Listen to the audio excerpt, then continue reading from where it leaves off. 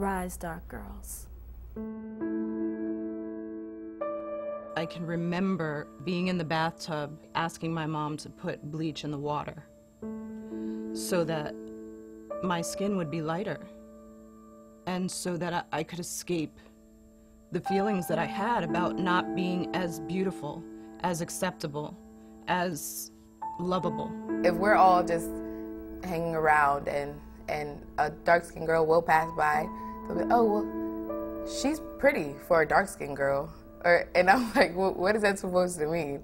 I used to wish that I can wake up one day lighter or wash my face and think that it will change. I thought it was dirt and I tried to clean it off, but it wouldn't come off. Just doing something small as standing in front of the class to do show and tell. I wouldn't look up. I wouldn't make eye contact with anyone. I would hold my toy really tight because I knew my toy loved me, even if they didn't. Here comes Blackie. Here comes Tar Baby. I remember one in particular, they used to say, you stayed in the oven too long.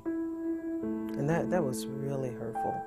They would do it every single day without let up. On the playground, in the classroom, in the cafeteria, just constantly you got it. So I didn't really have a high self-esteem. It was so damaging. It made us feel like we weren't wanted, that we were less than. My mother and her friend, we were driving somewhere, and she's bragging on me. She said, my daughter is beautiful. She's got great eyelashes, she's got the cheekbones, she's got great lips. And then she's going on and she adds, could you imagine if she had any lightness in her skin at all? She'd be gorgeous. And just that last little part, just all that pride that I had about her, having her brag on me, just dissipated. Just dissipated. And I think that moment is when I really became aware.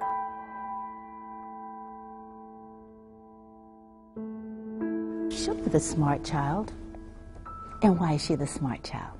Because she is white. Okay. Show me the dumb child. And why is she the dumb child? Because she plays. Well, show me the ugly child.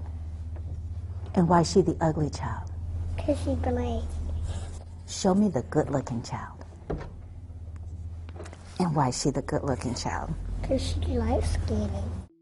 I think I remember most saying that, if I had a little girl, I didn't want her to be dark.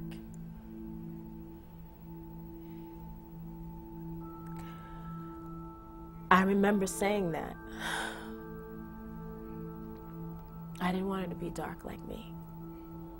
When you're around so many people that you trust, simply because you're looking at another black person, you're thinking, oh, they're black, I'm black, they're not going to have anything derogatory to say about me. But when you live so many years with people having certain judgments relative to your skin tone, you start to believe it. A friend of mine had recently had a baby. And so, it was my first time seeing a baby, and the baby was beautiful. And she said, girl, I'm so glad she didn't come out dark. And when she said it, it felt like a dagger, like someone took a dagger and stuck it in my heart, because I was used to expecting hearing things like that from other races. But this was someone that I considered to be my sister. Skin color amongst the black community is a huge issue in our time. This is not a phenomenon. It's just the reality in the black culture. I believe we didn't like ourselves. I'm sure it started with slavery, but I think we kept the vicious cycle going. I mean, dark-skinned women, I don't really like dark-skinned women. Like, they look funny beside me. So, I'd rather not date a dark-skinned woman. You rather light-skinned girl? Yeah, light-skinned, pretty girl, long hair, don't care. My experience with black men has been, I'm exotic, I'm beautiful, they're fascinated by me. Behind closed doors. But when it came to dating, coming to the front door, taking me out in public, doesn't happen. The darker you are, it's more of a sexual approach. It's more of a relationship without much meaning sort of approach than it is, I could get married to that woman and have a few kids. All my lighter friends always had those boyfriends. They always were seen together, but if somebody wanted to date me, it was, I'll meet you after school. It was more of a hidden thing. Nobody ever wanted to just be with you. There are places that I've gone that there are just a lot of whites, and they would tell me, you have such beautiful skin. Is that your hair? Did you dye? Is that your natural color? And you know, it's really questionable to me. Why is it that they think that I'm so beautiful and my own people don't see any beauty in me at all? I was once on CNN debating the whole controversy about Beyonce's L'Oreal ad when, you know, a picture of her just in motion was placed against a picture of her in print. You know, everybody said, oh, there's no way that they didn't lighten her skin. And, you know, I just don't want to believe that that is still happening this day and age. You got that good hair, too. You like what? I like girls with that light complexion look. Oh, man. You're a moron. I can't help it.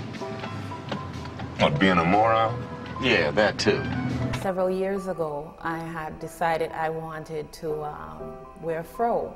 I remember one young lady said to me that if she had her hair looked like that, she would have to cover it. And I said to her, well, you take up the perm out of your hair, that's exactly what it looks like. And she said she has never seen her natural hair because from she was small, her mom has always had her put something in it. It doesn't look clean, I feel like. It looks like nasty almost. Like if you just like roll out of bed and your hair is like nappy, it's the most disgusting, like unclean thing. I've had issues with having longer hair since a small child. And it did come from black kids. Being in school, there was just such a separation among girls who were lighter skinned and girls who were darker skinned. It was really bad because in junior high school, some people I knew threw balls of it in their hair just to take it out. Yeah.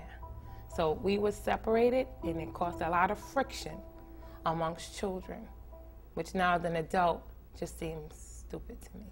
The racism that we have as a people amongst ourselves is a direct backlash of slavery.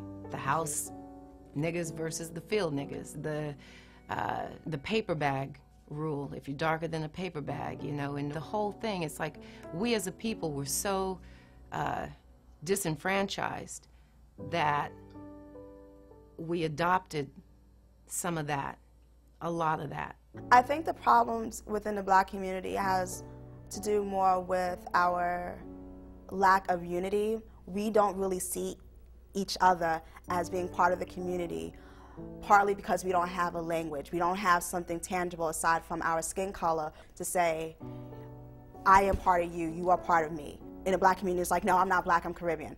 Or I'm not black, I'm Haitian. You're black. Rise, dark girls. Rise.